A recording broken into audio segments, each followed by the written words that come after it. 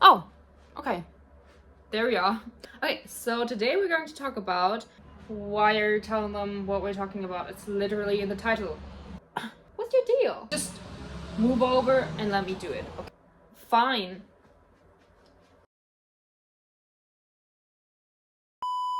The classic movies, we're talking about them.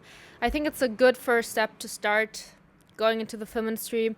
Yeah, everyone kind of seems to have a different opinion on what like the classic movie is. There's so many. It's not like my list of movies and TV shows to watch is already so long. It's impossible to watch all of them in my lifetime. And there are thousands of new things coming out every fucking year. And I have so many different reasons why I haven't started watching the classic movies yet. But this channel is supposed to be challenging myself and challenging you to, yeah, kind of get started and watch these movies everyone always talks about that are so great. Anyways, there are different reasons why I haven't watched a lot of the classics yet. Number one is I have this weird confrontation anxiety when it comes to watching new movies and watching new TV shows. Like, I'm scared I'm going to waste my time. The second reason is that I think I'm kind of judgmental sometimes. Like, I would honestly consider myself not a judgmental person, but like when I actually reflect and think about it, like I've heard some titles or watched or saw some posters of movies, and I'm like, I'm not going to watch that. And I think that's also some part that has been holding me back. Number three is that I was scared that I wasn't going to understand the movie. Like, everyone is like, oh my god, this movie is so amazing. Like, this is a masterpiece. Or this movie shows like the classification of trees, and this is a reflection of how socialism has impacted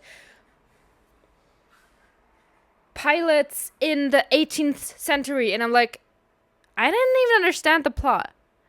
But that's what we're for. We're here to challenge ourselves. If you want to be in the film industry, we have to kind of, yeah, get started with knowing a few movies at least. Of course, as I said, it's impossible to watch all movies. Like, it's impossible. So I was trying to pick 3 movies per video.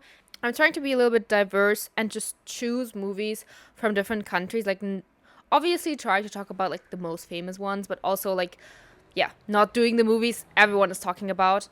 And as a disclaimer, this is of course supposed to be educational but also entertaining. Like, it should be fun for you to watch, it should be fun for me to record. And yeah, I can't help myself but make like funny skits in my head, make funny parodies or something. So please, if I'm like making fun of like your favorite movie or something, just take it lightly. It's not too serious. Of course, you should learn something, but it's also supposed to be like funny and cool and fresh, and not just be another video on your watch later playlist. Like, I can't deal with this right now. So it's supposed to be like really, I mean, our attention spans are so fucking short. Like, it needs to be fun, it needs to be engaging, but if we still want to learn about stuff, yeah, this is a perfect place to go. So this is a video series. We're going to go through all the different like film eras, then look at a few movies, look at what shaped these eras kind of, and yeah, what kind of makes classic movies, and maybe talk about how you as a scriptwriter maybe can write your movies in a way or direct your movies in a way that makes them classics in the future. And I'm really excited to like come out of the series and like have watched a lot of videos. I have like, yeah, we've gained a lot of knowledge about the history. I think it's so interesting to find out like when was equipment invented, when was a certain method invented, and just, yeah. So in this first video of the series, we're going to talk about the silent era, and in the next video we're going to talk about the golden era. And for this video, I've chosen the Cabinet of Dr. Caligari, then the Passion of Joan Arc, and the Lodger. Okay, so but first let's define what is a classic movie. Like, what makes a movie classic? Yeah, for me, I would say like my classic movies are like Harry Potter, Lord of the Rings, Star Wars, I don't know, like Home Alone, like movies I can watch all the time. I don't get tired of them. I always think they're kind of timeless, and they're, yeah, just have something magical about them that just makes you feel like a certain way watching them. But I thought about it a little bit deeper, like what could it mean? Something that is like revolutionary, something that hasn't been done before, something that left like a huge impression on people. But then I was wondering again about the timeliness. Like, I'm kind of making the assumption that a lot of movies from like even nowadays, a lot of movies are still a little bit like shitty when it comes to like racism, sexism, any ism you could imagine. And I'm kind of, yeah, excited to see, or like curious to see how many of these classic movies have so much shit in them. And I'm also wondering, like, of course, in hindsight, you could always be like, oh, that joke was like this, or that joke was not okay. But I think there's a huge difference between, like, jokes like, oh, like, stop being such a girl, or, like, small penis jokes where I'm like, okay, was that necessary? But I can, like, maybe look past them and, like, see for what the work was and appreciate the work, appreciate that a new method was invented, or that something was, like, really inventive. And a difference between if you watch a movie and you can imagine the writer sitting there in the computer and like typing in their angry racism shit and be like, it's expressionistic. Like, I'm just expressing my opinion. It's just an opinion. And I'm like, no, you're just sitting there and you just want to be racist. And I can't enjoy movies where it's so blatantly obvious. And honestly, then I don't really care. Some people are like, okay, well, you have to like separate the art from the artist. Like, do we? Do we? And also, for example, let's take J.K. Rowling. Most of you know that she makes a lot of transphobic comments.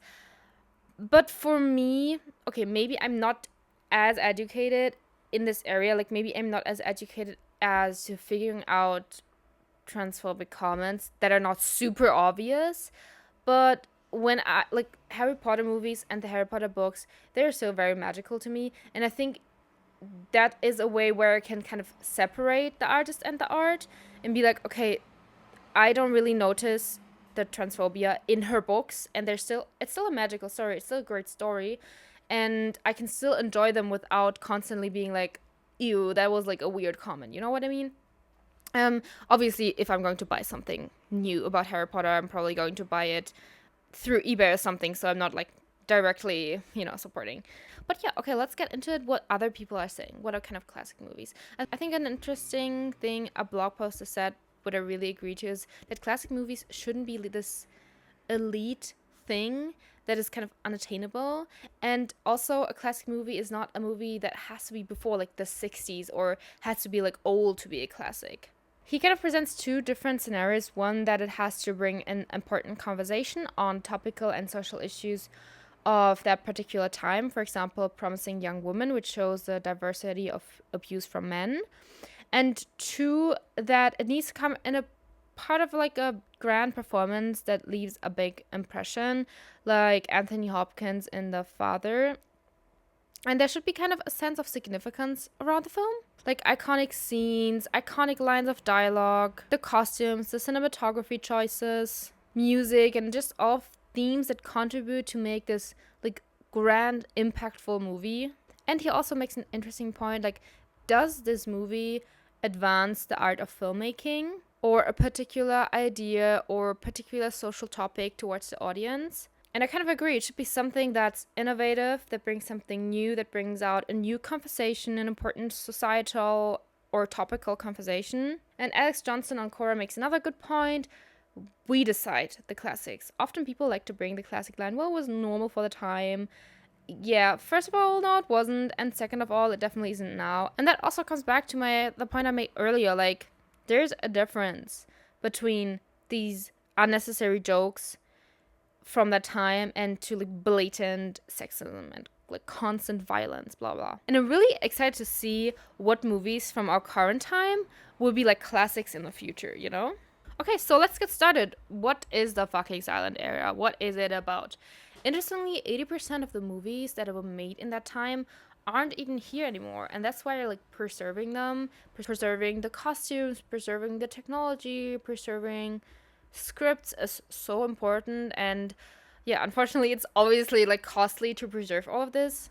And this is kind of like a prevalent theme. Like, it's not only in the US, like it's the same for Japan or China or Germany. In 1894, the first paying customers lined up at Kinetoscope Parlor, showing films that were made by Thomas Edison in Manhattan.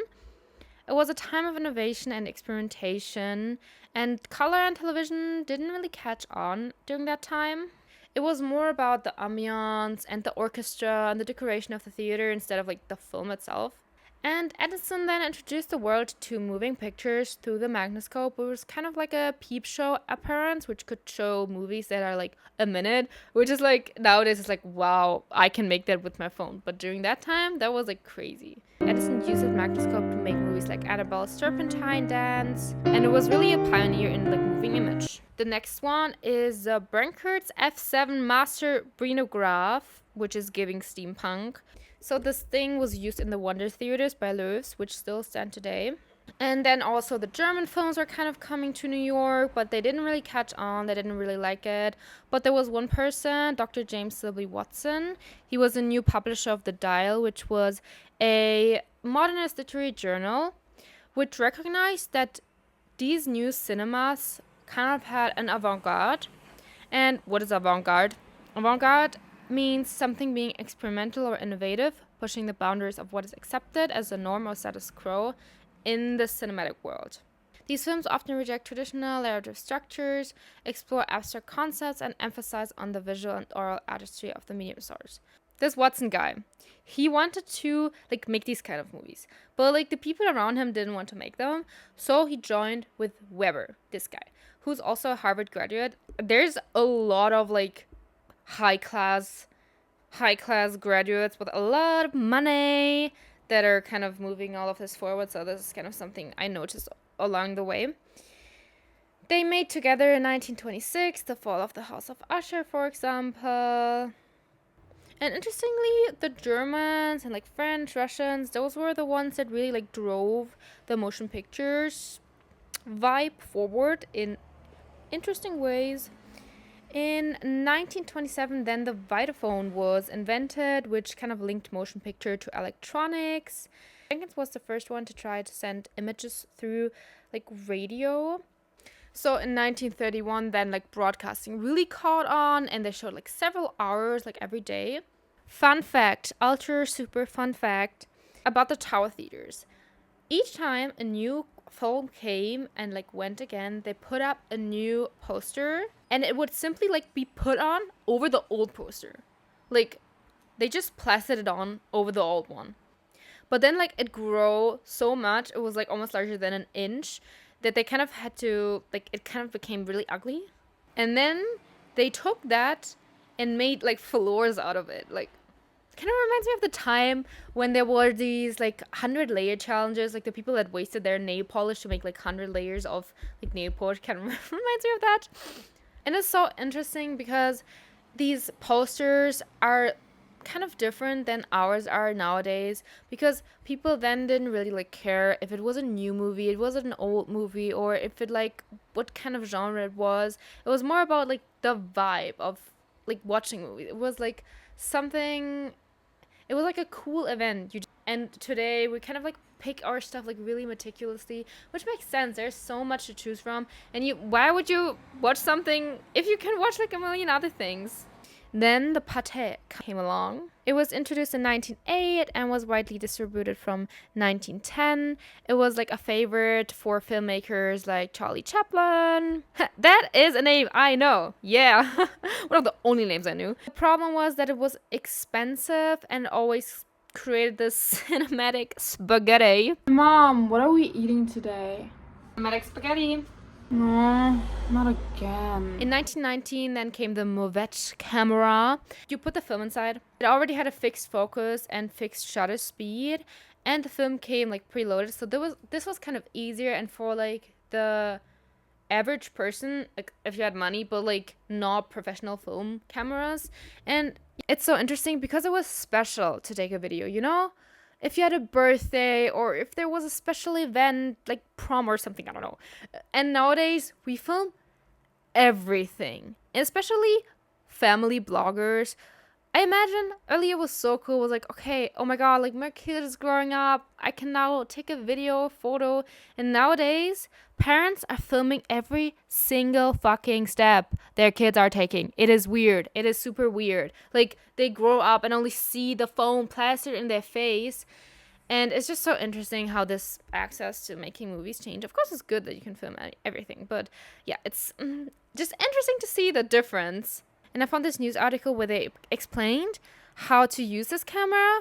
Bro, I wouldn't want to be the person that explained how to use this fucking camera. Okay, so moving on. The pioneers of the early silent movie era was more set exclusively in Europe, as I already said. For example, French Lumiere companies sent their cameraman on all four sides of the world to record over 1,000 newsworthy events. And then, like, a Frenchman called Georges Méliès went kind of viral for his special effects, which are shown, for example, in the 14-minute long science fiction film A Trip to the Moon from 1902. Kind of wild, this movie. It starts out by like a bunch of Dumbledores arguing in an observatory, and they then build kind of the rocket. The men go inside the rocket. The girls are allowed to assist on such a special thing, like going to the moon. And then they shoot the rocket towards the moon, which kind of looks cute. The animation? CGI who? Okay, then they sleep. Then these women appear. Then it rains. Then they get attacked by these aliens. They then flee and they kill the natives with their umbrella. Hello? I have never seen something like this before in my life. Like, such a weird premise. Like, white men killing natives? What is that? Yeah, then they fall back into the ocean. Yeah, that's kind of the movie. But honestly, like, the set looks pretty cool. Like, it looks pretty good. It's so cool to see how much they put in these sets. And then by 1907, the popularity of silent movies speeded across the entire United States and Western Europe. And then in the United States, over 4,000 small Nickelodeon cinemas were established. I didn't know Nickelodeon was that old. So moving on, in Germany, they had kind of a high dependence on Denmark to make these silent movies. So they merged like everything together to create the UFA to be more competitive in World War I. It was like a really expressionistic time. They used a lot of like elaborate costumes. And to show this like, expressionistic side, I mean, it basically just kind of means that you like see a movie how the creator sees the world, and you kind of use like bizarre lighting patterns and like exaggerated dimensions, like in the Cabinet of Dr. Caligari. These films were primarily like fantasy or tarot to express the theme of the soul searching itself. Then in 1924, there was the Dawes Plan, which was this financial aid for Germany. And then they kind of turned away from the expressionism more towards acceptance of living life just the way it is lived, and they coined die neue Sachlichkeit, which is like the new objectivity. And this kind of stemmed from the impoverishment of the middle class, which were going through an awful inflation. I don't know what that feels like. No. In 1927, then Alfred Hugenberg bought most of the stocks, which later allowed the Nazis to subvert the film industry to their cause and later Hitler's power. Nice. And then in 1929, there was the market crash, and they had to merge again. During that time, an important name as Papst, who kind of became a master in realist films like Die Freudlose Gasse, The Sad Alleyway, Pandora's Box in 1929, Pandora, and he used techniques that became really popular in Hollywood, which were kind of these invisible editing styles, like POV shots or reversed angle shots. This is like going on in Germany. Okay, what is going on in the Soviet Union? Lenin was also like, that is such a nice way for propaganda. Approved by me, Lenin. One important person to mention in Soviet Union's silent era is Kuleshov. He made a lot of montages and liked a lot of juxtapositions, which means kind of you put highly expressive content like right next to each other. And yeah, you kind of put these like dissimilar images, like really like opposite images together to create this non-literal symbolic meaning. Then there was also Pudovkin, another worthy mentioning. And he, like Griffin, mostly used montages for like narrative rather than symbolic meaning. And he kind of just liked to use it for human emotion, emotion in general, and lyricism. And then, yeah, Stalin came along and he was like, actually, I don't really want you to have any freedom anymore. So every single thing you do has to be approved by the Soviet Union. And okay, moving on to the USA, what is going on there? During the 1920s, kind of most of the genres kind of developed, but nothing was more coined than like slapstick comedy. This one was originated by Max Sennett, like Charlie Chaplin, Roscoe, Arbuckle, and they were like tragic but funny. The form of entertainment they really liked were stories of law breaking and like social transgression, but to show that in the end, kind of the law and social justice always triumphs. Okay, what is going on in Japan? Really interesting. The story that was shown in Japanese theaters was accompanied or like elevated through a benshi, which is kind of like a talker. And it was like a live performance, and he kind of commented on what was going on in the movie and kind of giving like voices to the actors. So kind of like a live commenter, live voice actor, also making like sound effects. And this practice is actually still alive today. Like, of course, it got lost in during the times, but it's like not dead. But also Korea and Taiwan and Thailand adopted this kind of technique, but then they kind of got under the influence of the Japanese, and yeah, were also really restricted in what they could do and what they could express. And in Tokyo, many of the cinemas from earlier times were destroyed by the Great Kanto earthquake of 1923. But within a few years, like after the earthquake, there were like more cinemas than ever. Like, so it was kind of starting to boom there. And then also like the talkies came, which were also like a huge boomer of this. Just to get a little bit more into like the Asian history, what were the first silent movies produced there? In Japan, the first ones were produced in 1898. So Bakejizo, Jizo the Spook, or Shinin no Sosei, The Resurrection of a Corpse. The first Indian short film was also produced in 1998, The Flower of Persia, directed by Hiralal Sen. In Israel, the silent movies were shown in like cafes and other like temporary structures, so like really cool, I think. And in China, it wasn't really until the 1920s that like native filmmakers started. So before that, it was very like popularized by American people. Okay, so like short summary, we had a development from like only 1 minute peep shows to making movies at home with like cassettes to cinematic spaghetti to kind of the first actual like shorter movies.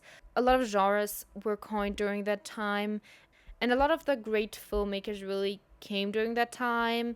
Like, this is the first time of movies, so it's easier to kind of invent a new technique. Like, nowadays, kind of everything has been done already, so it's kind of like, wow, how are you supposed to like top that? And I think it's also so interesting to see like the expressionism. Like, I never really understood that when I was younger, and we talked about that in German class. But like, now that I've watched a few movies, I'm like, okay, I kind of like get what you mean. Like, okay, so now that we know a lot about the silent era and what kind of influenced the silent era, like what techniques, what methods came along, let's talk about the movies. I like to predict things. Like, I like to watch a movie or a TV show and then be like, I bet this and this happened. It's like, it's the best dopamine rush when then it actually happens. And they're like, knew it. So I'm going to like, of course you have to trust me with this.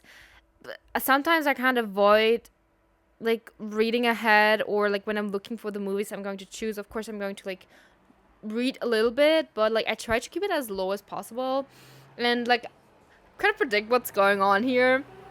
And then see how far off I was. And I was surprised because I was like, oh, yeah, I'm going to choose like 6 movies. They're probably all like 15 minutes, like this weird moon movie. They're over an hour. What the fuck? Over an hour with no sounds. And there was one silent film I read about that was like over like, I don't know, like 8 hours. And the producers were like, honey, you kind of have to like tone that down.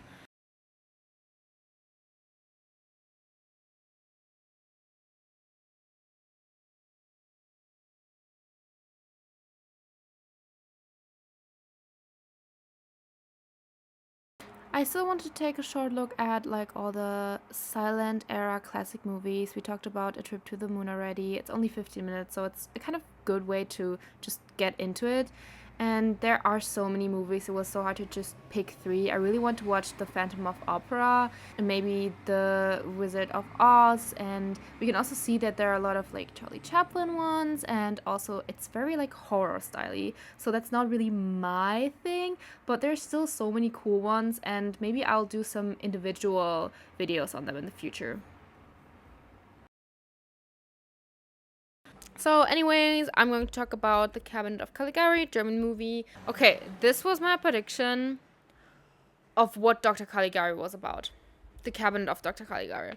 I thought it was about a doctor, and he has like weird things in this cabinet, and it's like a horror movie, so maybe he operates on people and he kind of kidnaps them, and then he like pulls out random objects out of the cabinet, and he thinks like he's super intelligent and like convinced that what he's doing will revolutionize stuff. And he lures like either girl in his basement whilst his wife is like cooking or something, or it's like something weird nationalistic, like he takes like non-Germans and tries to like fix them. I don't know. Yeah, that was not what it was about at all. It's a 1920 horror mystery produced by Rudolf Meinert and Erich Pommer. It was written by Karl May and Hans Janowitz. Okay, so the movie takes place in the northern town of Germany, where Caligari presents this Solanbullen, which honestly sounds like a Korean dish. And his name is Cesare, and he kind of tells the people, okay, he can predict things. And then when he predicts the death of Alan's friend Francis gets really suspicious. And when Alan actually dies, he's like, okay, let me investigate this Caligari. And they look through his office and then find out, okay, he is trying to copy this Dr. Caligari, which is from a book. And in this book, he commits murders through this, like, Solanboden. But then when Caligari finds out that Francis is investigating him, he sends out Cesare to kidnap his girlfriend or something.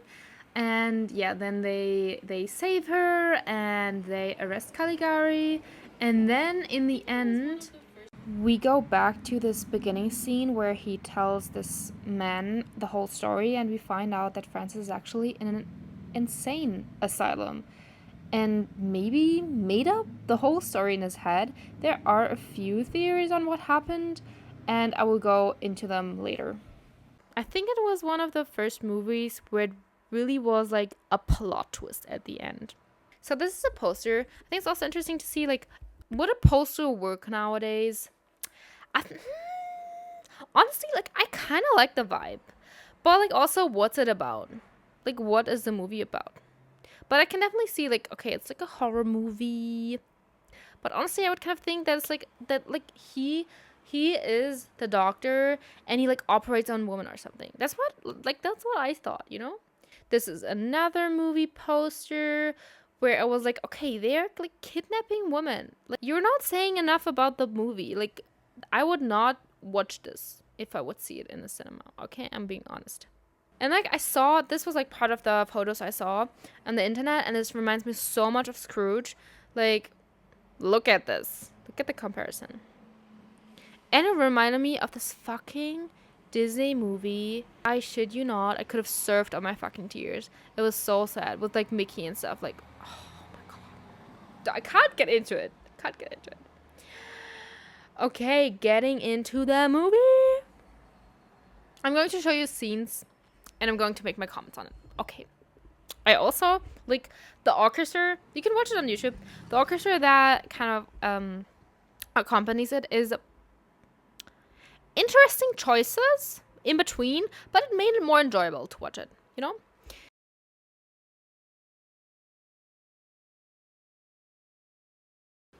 Okay, so here starts telling the story, and I was like, okay, we get it. You're not like other couples. And this right here is Francis. Honestly, he is kind of handsome. It's a little bit difficult to see with the weird lighting and the weird angles, but I don't know. And also I really like the settings. Like they're really cool. And then Francis tells Alan, his friend, about the whole thing. And I don't know, it's so cute how they're getting so excited over this market. Like, friendship goals. And here Caligari tries to get permission to show Cesare at the market. And he gets so aggressive. But honestly, I can kind of relate. I'm also super impatient, especially when it comes to, like, waiting. Okay, let's just not get started on how people were entertained during these times. Like, it's so fucking annoying. Literally, can't you leave this monkey alone? Like, oh my god, it's so funny. Like, make him make a trick. Like, make a trick. Oh my god, why is he getting so angry at me? I don't understand. Like, Jesus. And actually, to think about it, there's still things like that today where animals are just kind of used for entertainment, which pisses me off. Okay, honestly, I wouldn't trust this man with a single thing in my life. Like, how is he a doctor? He is so creepy.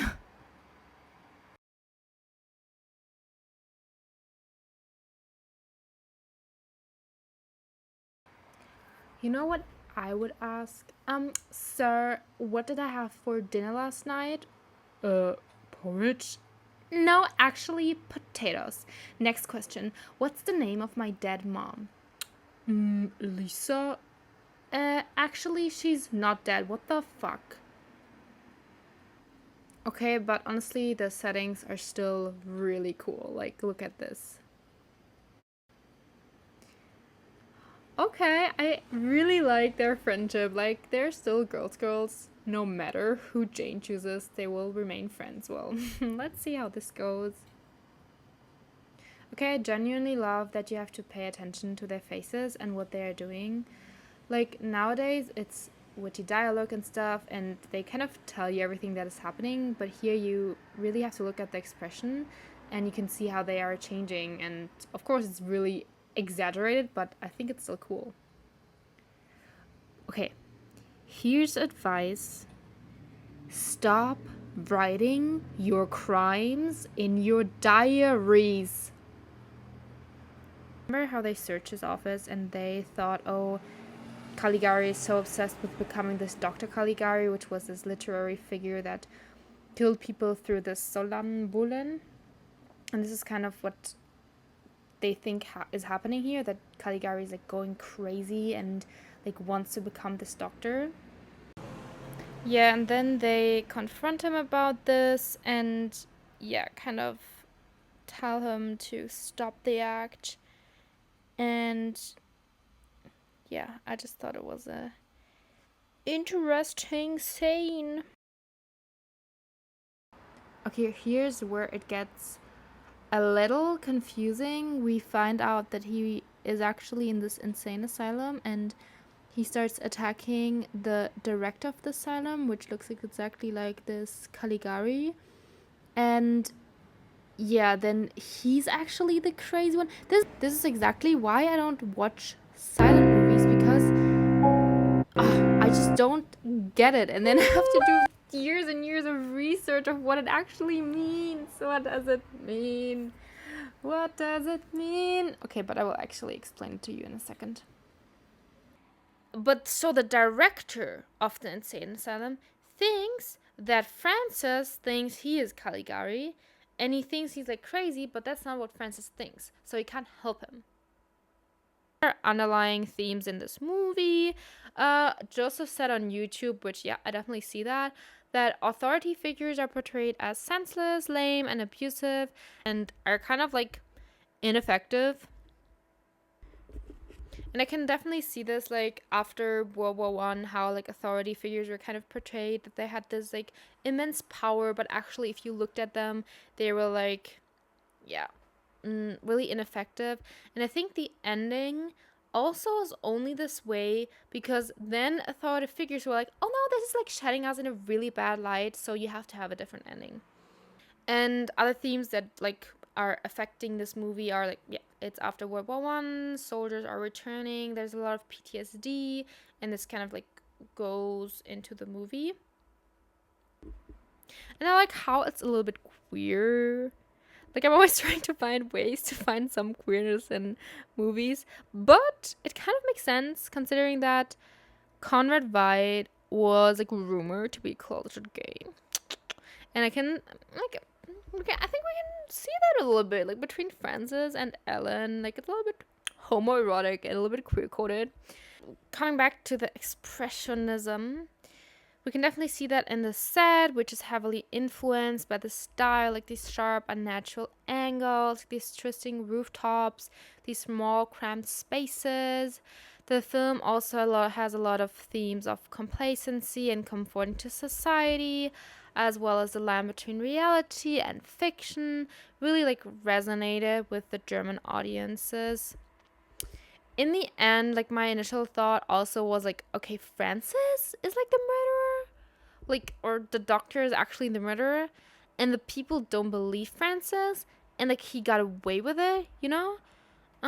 Yeah, okay, but the writer of this blog post, he also believes that this is mostly like in his head, and he included the people around him in his story, and he's just a patient in the system, and he just made the story up, you know? Yeah, okay. Is this movie a classic? Why is this everywhere when I look for classic movies in the silent area? And like, first of all, it captures the spirits of this time. It didn't really see how the time and the events during that time influenced the movie. They're really innovative and creative set that like really represented this, yeah, expressionism, the inner emotions, the unease. Like, it was kind of really uneasy to watch this movie. You can definitely see that. It also has this mysterious structure, how he talks about it. Then we see the flashback. Then we see him like waking up again. And we have this revelation. Like, it's really cool. Yeah, really like innovative structure for that time. Like, nowadays it's like nothing special anymore. Like, okay, wow, he tells a story and then like it's not real. Like, ooh. But for that time, really cool. Okay, big question. Would I watch this movie again? Probably no. Like, I 100% get like why people like this, why this is like discussed in maybe like film schools. It's really innovative. It's really like a good representation of this time. But yeah, it's like, I don't know, like I like dialogue, you know? And like sometimes it's just so frustrating when there's a scene where they talk and then they don't really give you like the text they're saying. And I'm like, what are you talking about? Like, I want to know what you're talking about. Like, would I say this movie is like not my favorite movie? No. But I acknowledge, like, I see you. I see you and I appreciate the genius behind this work, you know? And I would definitely say it passes the classic movie check. Like, in the end, it comes down like to subjective things. Like, okay, the Passion of Joan Arc. I already saw that it's kind of a trial and something about an archangel. And I thought, okay, maybe this Joan Arc is a really religious person, and she claims that this murder was because God told her, and she tries to justify it, and maybe she has like a passion for manipulating people. And we see like the trial of her talking like bullshit and stuff, but like the judges are like really eating it up, and then we like get flashbacks of what actually happens and the tragedy of what this did with the family. This is not what happens in the movie.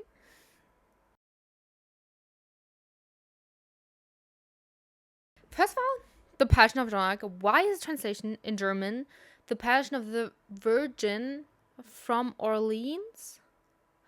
How did you get that? The original title is La Passion de Joan d'Arc. It was directed in 1928 by Carl Theodor Dreyer, who was Danish. It summarizes the time that Joan was a captive in England, depicting her trial and execution. And it's kind of legendary because of the artistic devotion to the role of the actress of Jean. It's really known for its cinematography and like close-ups. There's no makeup used, and it also again has this like weird lighting, like odd. Yeah, and then a lot of the movie was like cut off because the Archbishop of France was like, I don't like this in the movie, please cut this out. Yeah, okay, looking at the poster, looks really religious. Probably wouldn't watch it, to be honest. Yeah, it's just a bunch of white men feeling superior and snarky. But the second she's like, the English will be driven out of France soon, they get like worried. Then they like ask her questions about the archangel she saw, and like, they don't like that she wears men's clothes, and they like really want her to like admit that like the devil said this to her, and that she will wear girls' clothes again once like this whole trial is finished. And the whole purpose of this trial is to like discredit her and like make her sign something that she's like, that this like she wasn't sent by God. Yeah, I like the way that this was shot. Like it was very like smooth movements, you know, like smooth camera movements. This movie is again very like expressionistic. Like we see these like really intense emotions. In 1816, they forged this letter from the King Charles. They manipulate her to trust the priest, and like she says these like makes these prayers. Like they're really obsessed with her wearing these men's clothes, and like they passionately want her to wear female clothes again. Like, trousers, bro. Trousers. So manly. Yeah, they think she's immodest for wanting to wear men's clothes to mass, and that she's a servant of Satan. I'd rather choose Satan than be in this room for a minute with these men. Man, like this one man seems to have like a bit of compassion for her. Okay. They judge her for like believing that God came to her. And they think they're so superior because they're like judges and like doctors, priests, whatever. And then like they put her down for believing that God talked to her, but then they're like, oh, you just talked to Satan. And I'm like, so you believe in Satan? They're mad that they can't trick her with this whole church thing. Then they try to scare her with these awful torture machines. They talk about like the Holy Sacrament, like, bro. Then shows again how the church is obsessed with that you're only honorable to God if you do exactly how the church says. Perfect. They're like, Uno reverse, you are the devil, not me. Like, if you are so sure she saw the devil, that means you must have met the devil before, so you know how he looks like. How am I supposed to know that I am talking to God or the devil? Can't with these manipulation and coercion shit anymore.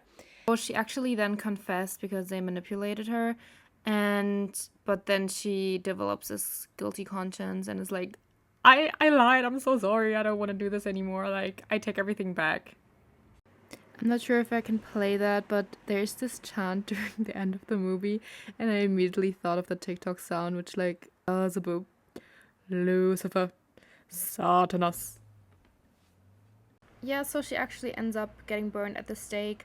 Honestly, if this actually happened, like if she actually saw something, how awful is this? Like, and honestly, not really cool from you, God. Why would you not save your saint? And then this battle breaks out because they realize, okay, they have burned the saint, and yeah, it kind of ends with this mess. Oh, I like the way the atmosphere was handled. I like the way the angles of the camera was. It was really smooth. Like the cuts were really good. I think like in general the like how the movie was made was really like impressive. Yeah, and everyone loves Falconetti. That's what I got. Like when I looked up like what is this movie? Blah blah. Everyone was like, we love Falconetti. One person on the internet says, incredibly well made film. It draws on artistic styles from the Renaissance through the avant-garde, and with all the symbolic angles, zooms, tilts, and pans, the photography is spellbinding and captures the authentic costume sets and scenery wonderful. I agree to that. Like that's where I like agree. Like the sets and the costumes and how everything was depicted through the camera was really nice.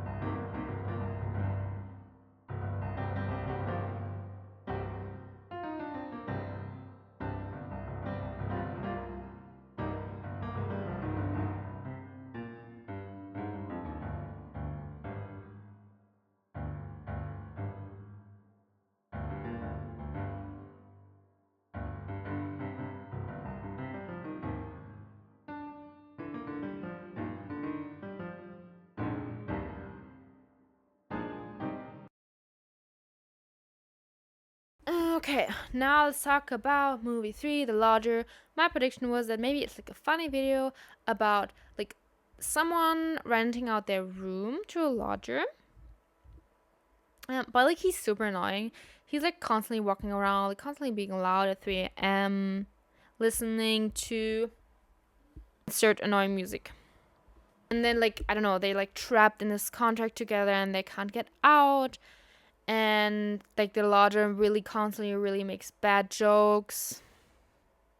And the lodger's like really like, oh, you just have to take life as it is. Like you just have to like live freely. And like the person renting out is like losing their mind. And I was like, okay, the lodger maybe works in like an entertainment business. And the movie like follows these two as they like engage, and it's like super funny. Yeah, also wrong prediction. It's really inspired by Jack the Ripper. It's like a thriller and crime movie from 1927, directed by Alfred Hitchcock. It was considered one of the first like Hitchcockian movies. It was written by Elliot Stannard and Alfred, and yeah, and really follows this like Jack the Ripper-esque murdering spree. A murder kills these like blonde women. Luckily, my hair is dyed, so I am not in that field anymore. Movie posters? Slay. They look super cool. Like, I would watch them. Like, I think they look really cool. This one, I don't know, man, it looks a little very weird. Looks like a Western movie. Like, I would be like, what the fuck is this about? What the fuck is this movie about? Okay, so first we get an explanation of what is happening. The seventh golden hair woman was murdered by the Avenger? Hello? Do do do do do do do do. Yeah. I want all directors nowadays be a little bit more expressionistic. Like, please. Like, nowadays it's just lol. LMAO. Haha. Like, come on. Show a little bit of more emotion. Add some value to reactions. Anyways, then we follow Daisy, who is going to be a main character in this movie. She has blonde hair. She's a little bit worried about her hair. The other models make fun of her because she's worried. But then they also wear wigs, so... Girl.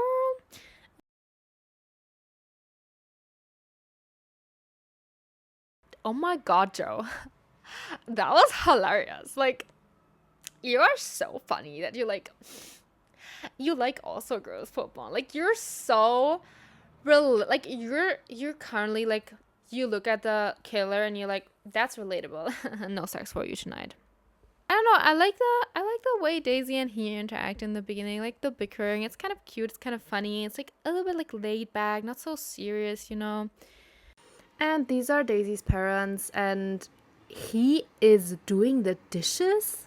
What is going on here? And then he falls from the ladder.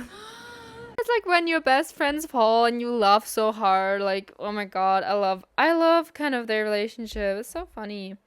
Then this ominous looking dude knocks in the middle of the night. He has a scarf around, which is said to be like a key thing of the Avenger. He like covers up his thing. Kind of handsome, not gonna lie. Don't want to say too much in the beginning. We don't know where the movie's going, so I'm kind of like, okay, we are getting hints here. Like, he is coming at night. We're getting the weird music. We're getting the scarf. Is he the killer? And then he doesn't like the pictures of the blonde girls in his room. Excuse me? Do you know how much time I spent decorating this fucking room? Also, you're renting out for a month. If someone would turn around all my BTS posters here, I would be like, take your money and leave again, please. Okay, so he kind of decides to stay there, and then he pays her.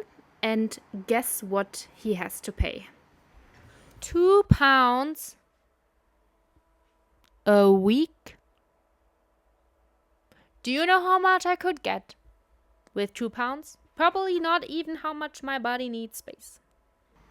Okay, so Joey is a police detective, by the way, and he kind of gets the case of the Avenger. But instead of doing his work, he just stands there and smokes. Like, get on with the case, Joey. They took down the pics. They kind of make fun of him. And then Joe and Daisy flirt again. Couldn't they put in a little bit more text? Please. I need context. I need to know the dialogue. Like, I need to know, even though I'm not really interested in dating at all, I need to know what they said that made them so giggly. It's frustrating. Please put on subtitles. I need to know every single word you said. Then Daisy brings him his breakfast, and he literally does this. Like, honestly, some girls would say this is a green flag. And he's kind of hot, not gonna lie. Yeah, but so as we can see, Daisy and he are getting like more friendly, and they're really vibing together and being playful, even though she still has a boyfriend. And like 1 second later, she also plays around with Joey, and I think they have like special and the mom grows like really suspicious, and she kind of is weirded out that the lodger would go out this late. And then she decides to snoop around in his room like a lot of mothers would do, dare I say. Then Daisy and Lodger do this. Joey catches them and is rightfully really angry. Like, what are you doing, Daisy? And she's not making this entire situation better. It's, I don't know, you've met him a week ago. What are you doing? And he's also rightfully angry. Like, they are in his room the entire time. Then Daisy and Joey make up again. Like, it's so wild. Yeah. And then the mother tells her husband, like, he's super suspicious, like, something is going on. He, of course, doesn't really believe her. She's honestly a better detective than Joey, okay? Anyways, then the lodger gives Daisy a dress. Honestly, it's kind of creepy because right now we're thinking, like, he is a killer, and it's so weird to think, like, how deceitful a person can be, and I don't know, it's just a little bit weird. And then she takes a bath, and he kind of, like, wants to apologize to her, and it's I don't know, it's a little bit of a weird situation, but at the same time, like, I honestly do kind of ship them, but they are not giving me the subtitles I need. Like, this scene was so long, and they're talking and laughing, and, like, I don't even want to know, like, I don't even need it for myself, but I still want to know what they said that made them so, like, laugh so hard. Then Daisy and the lodger get caught again by Joey, who's, like, rightfully distraught. Then Joey and Daisy kiss. Daisy, you have met this man a week ago. What are you doing? Literally. And yeah, Joey kind of suspects the lodger at this point, and he gets a warrant that the lodger doesn't even look at. Like, I would look at that and be like, can I see that? Do you actually? Because Joey doesn't really seem like he wants to show it to him. But anyway, so the lawyer then kind of explains that his sister was actually the first victim of the Avenger. So he was just in the same area as the murders because he was trying to find the murderer himself as well. And yeah, Daisy is super infatuated with him again. Then they fight, and Joey's like super convinced he's a murderer, which kind of gets out to the like townspeople, and we kind of end up with them following him, trying to lynch him, trying to kill him, where I'm like, that doesn't make you better than the murderer. And also it makes me think, like, our generation gets so much shit for like believing anything that is on the internet, and we have no critical thinking, but one random person tells you, like, okay, he's a killer, and you're like, okay, then I guess we'll just kill him. Yeah. Okay, well, it ends up he's surviving this whole thing, and Daisy and the lodger, end up being together. And to be honest, my happiness is limited for you. Like, they are cute together, I understand, but, like, you had a fucking boyfriend, and it's not okay to cheat. Yeah. So that was it. Okay, so we have a lot of different opinions on this movie. Honestly, really enjoyed it. Like, I thought it was really entertaining, and it was really plot twisty in the end. And yeah, I like the way the actors were. I liked it was more, I don't know, it was more entertaining. Yeah, but this blogger post made also other interesting points. He says that it feels like an early immature work, which it is one of Hitchcock's first movies. And he says that he argues that in this movie that these killer scenes are really good, but the rest of the movie kind of falters, and that only really like the chasing scenes were kind of interesting. I don't know. I haven't really watched the other movies of Hitchcock, so I can't really say how much he improves. Yeah, but what makes it so classic? There are a lot of cool like trick shots, like for example the glass ceilings where we can see him pacing. It's like something that's pointed out a lot, which I also found really cool. The camera also is very like elegant. It uses a lot of visual power. This is the first time he uses this staircase, which we also see in a lot of other movies, that it comes this distinct cameo and really helped to shape like the modern day thriller crime genre. And this is also where Hitchcock makes his first like cameo entrance. Like we see him in every of his movie, and this time he's like a radio narrator. Honestly, the movie wasn't really about murder itself. Like we didn't really see a lot of the murder scenes. It was more like the Lodger and yeah, how that story unfolds. So if there was maybe like a film festival or something and they were like screening the movie, I think I would like watch this movie again. It could have had more suspenseful murder scenes, but I mean, if you're used to like Criminal Minds or something, it's hard to compare. But yeah, I liked it.